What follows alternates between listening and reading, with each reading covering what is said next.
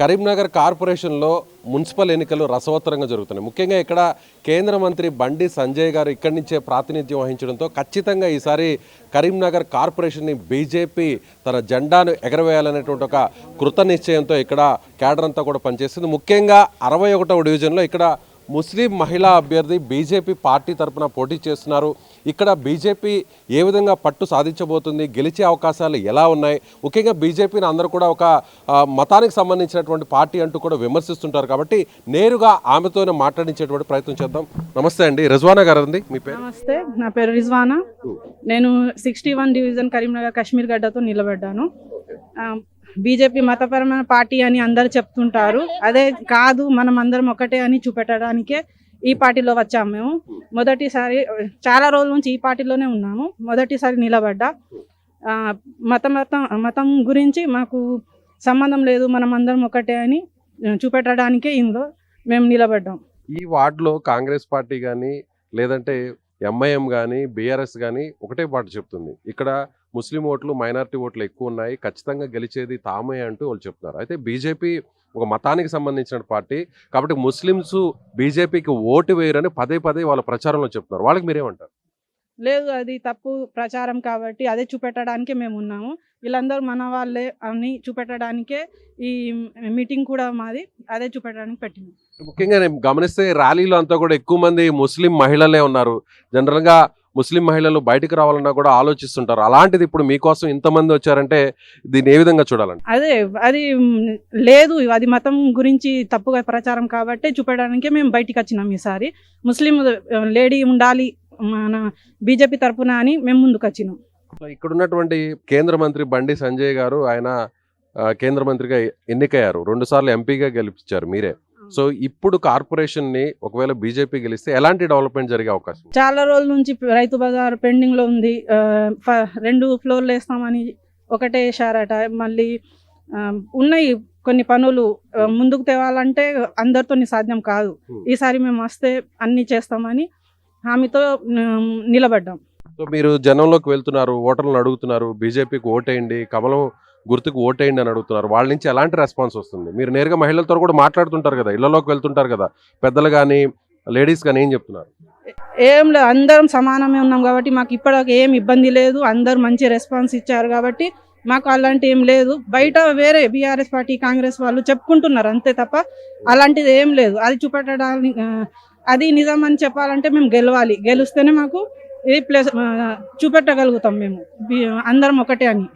గెలుస్తారని నమ్మకం ఉందా? అవునండి, ఉంది కాబట్టే మా వాళ్ళు అందరూ నిలబడ్డాం. మాతో చాలా మంది ఉన్నారు, సపోర్ట్ లో కూడా ఉన్నారు. ఇంకొక విషయం కూడా అమ్మా, సూటిగా అందరి ముందు కూడా అడుగుతున్నాను, బీజేపీ అంటే ముస్లిం వ్యతిరేక పార్టీ అని చాలా మంది చెప్తుంటారు.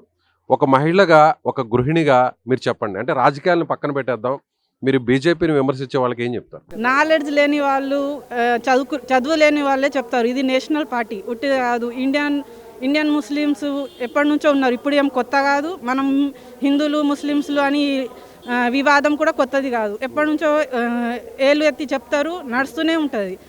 మాకు అలాంటిది ఏం లేదు, ఫీలింగ్స్ మీరు వేరే మా వేరే లేరు కాబట్టి ఇప్పటిదాకా నడుస్తుంది. ఇండియన్ ముస్లిమ్స్ అందరం కలిసి ఉన్నాం.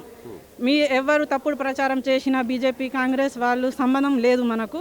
మనం అంతా ఒకటే అని చూపెట్టడానికే ఈ పార్టీలో మేము జాయిన్ అయినాం.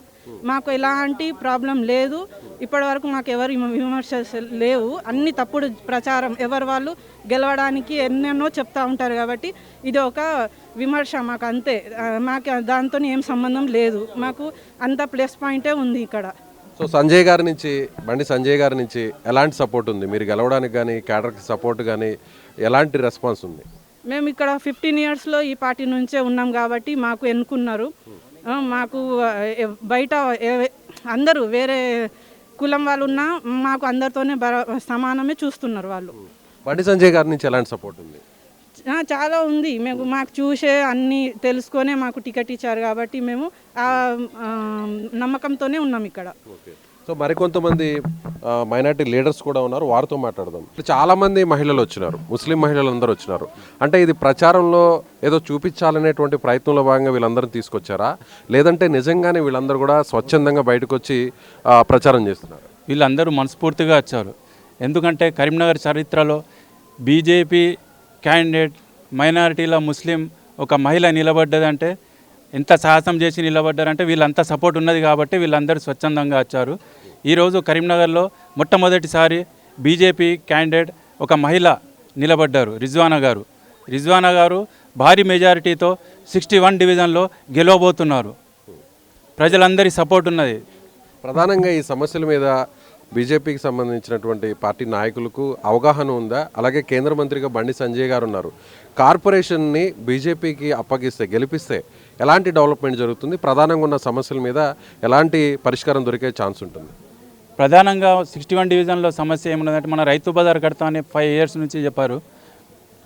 2 ఫ్లోర్స్ కట్టేది ఉండే, ఒక స్లాబ్ వేశారు, ఇడిచిపెట్టారు, ఇంకా కంప్లీట్ కాలేదు. అది కూడా ఒకవేళ మా బీజేపీ మేయర్ కానీ వస్తే కంపల్సరీ వస్తుంది 100%.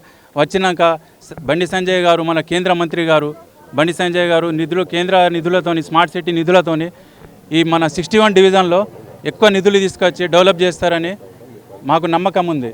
మేము కంపల్సరీ మా ఏరియాకు డెవలప్ చేసుకుంటాం కేంద్ర నిధులతోని. రైట్, ఇది సో 61వ డివిజన్లో కాశ్మీర్ గడ్డకు సంబంధించినటువంటి ప్రాంతం అంటారు ఈ ప్రాంతాన్ని. సో కార్పొరేషన్లోనే, కరీంనగర్లోనే చాలా కీలకమైనటువంటి డివిజన్ ఇది. ఈ డివిజన్లో ఇప్పుడు ఒక ముస్లిం మహిళా అభ్యర్థి బీజేపీ పార్టీ నుంచి ఆమె పోటీ చేస్తున్నారు. ఖచ్చితంగా గెలుస్తాము, గెలవబోతున్నాము. బీజేపీ ఇది ఒక కులానికో మతానికి సంబంధించినటువంటి పార్టీ కాదు, ఒక జాతీయ పార్టీ. సో కేంద్ర మంత్రిగా ఉన్నటువంటి బండి సంజయ్ గారు ఈ ప్రాంతానికి చెందినటువంటి వ్యక్తి కాబట్టి ఈ ప్రాంతాన్ని బీజేపీకి అప్పగిస్తే, గెలిపిస్తే ఖచ్చితంగా కరీంనగర్ చరిత్రలోనే ఎవ్వరూ చూడని విధంగా డెవలప్మెంట్ జరుగుతుందని ఇక్కడ ఉన్నటువంటి ఆ ఓటర్లు, ముఖ్యంగా ముస్లిం మహిళా అభ్యర్థి బీజేపీ పార్టీ తరఫున పోటీ చేస్తున్నటువంటి రిజ్వానా, ఇతర మైనార్టీ లీడర్స్ చెప్తున్నారు. కెమెరామెన్ ఓబులేష్తో విజయ్, సుమన్ టీవీ, కరీంనగర్ నుంచి.